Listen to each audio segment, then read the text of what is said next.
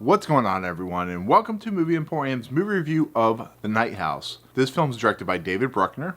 Now, before we begin, if you like this channel, awesome, hit the subscribe button to join Movie Emporium, hit that notification bell at the top to find what's coming next. If you like any of these videos, awesome, hit that like button, as well as commenting below on any video that you watch, including this one. So before I begin, I just want to give a big shout out to Popcorn Frights, who are currently in the middle of doing their film festival right now. This was actually their premiere film, and they put on a good show. You know, every year, This Is How I Found Frank and Zed, and of course, Come True. So definitely give them a look up. Their film festival is also virtual, so definitely give that a check out if you're interested. And so The Night House is about a character named Beth, who's played by Rebecca Hall, and Beth's character just recently is dealing with her husband's suicide. As we know, suicide leads to many problems with depression, and she's just not really doing very well. And so in the process, she's also dealing with things that start occurring after her husband has died. For instance, you know, she's starting to see things that, for instance, we see a shape of a human being that kind of matches some of the decor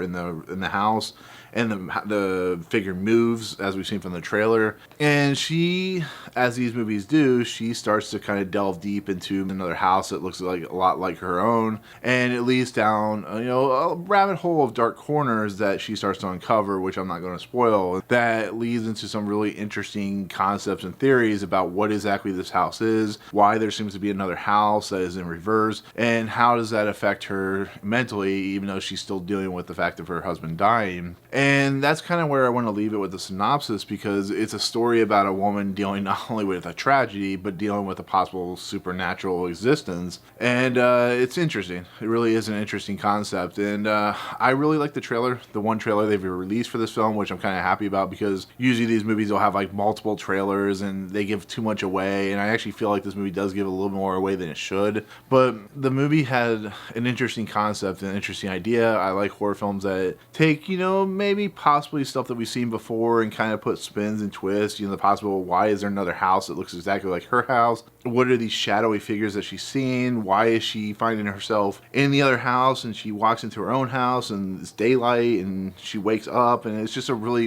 interesting concept, so I was really looking forward to it. And so honestly, this is just my personal opinion. I'm probably going to be like the one person that hated this movie or didn't like this movie, but I honestly didn't care for this movie at all. Rebecca Hall gives an amazing performance, as she always does. This is her best performance since Christine, the one about the news reporter. But the thing about this movie that really kind of off-put me a lot of aspects is it starts out really strong, similar to, I want to say, What Lies Beneath. But once the revelations start happening, once the kind of the pinpoints of where the story starts kind of giving you what you need to know, I don't really feel that David Bruckner and the writers had a good sense of what they wanted to say and what they wanted to do. I understand exactly their ambition, where they wanted to take the story, but there are points in this movie where Rebecca Hall uncovers something and then it's just kind of thrown away, or a character like Stacy Martin's character kind of pops up in this movie and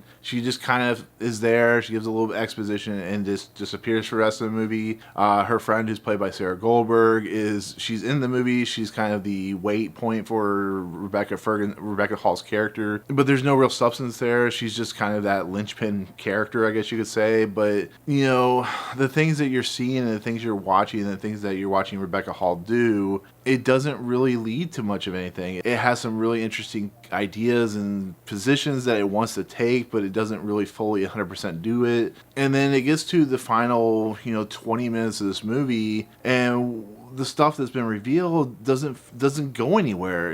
I keep repeating that, but it doesn't go anywhere at all, and that's such a problem. And so when the conclusion to this movie comes up, it just doesn't feel justified. It doesn't feel earned. It doesn't feel properly done and executed. It leads to a point where you go, I guess it's fine, but it just, I don't know. I really feel like there's something in a script that they had done in a draft before this draft where it felt more whole and more, you know, interesting in a lot of aspects. And that's just a problem when you have a director that is trying to be too ambitious and writers that are trying to be too ambitious, and they just can't fully execute on the premise that they're going for. Because like I said, the concept of what they're trying to present is actually quite fascinating. It's just when you get that revelation to what that concept concept is doing, and it doesn't feel right, it doesn't feel well presented, that's when the movie kind of falls apart for my taste. But I definitely have to say, like I said earlier, Rebecca Hall is absolutely fantastic in the movie. She really gives you a sense of a woman that's going through a lot of pain, a lot of hurt, a lot of darkness, and it really shows as she moves through the movie. And you know, the way she interacts with her friends, interacts with the Stacy Martin character, who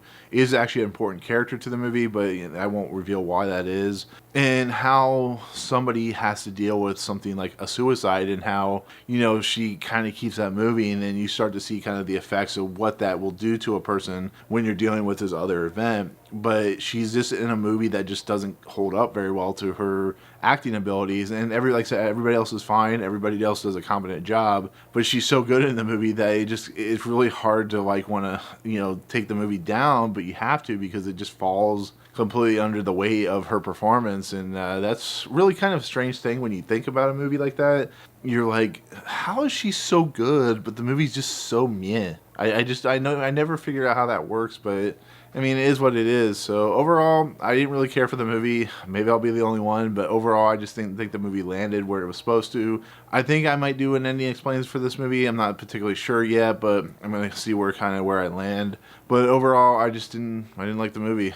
To be fairly honest, I just didn't find anything really interesting about it. I felt like it fell through pretty quickly, and really is a disappointment for something I was literally looking forward to. So once again, the trailer was much better than the movie. That's something I always hate, but it is what it is. So. But that's it. That's my take on The Night House. Thank you so much for watching. In the comments below, pretty simple. Are you looking forward to this movie? What do you think about the trailer for this movie? Does it really make you excited? Once again, thank you, Popcorn Frights, for allowing me to see this early. It was really awesome to experience it. But anyways, if you like what you see on the channel, hit the subscribe button to join Movie Emporium. Hit that notification bell at the top to find what's coming next. If you like any of these videos, awesome. Hit that like button, and we'll see you guys on the next video. Peace out.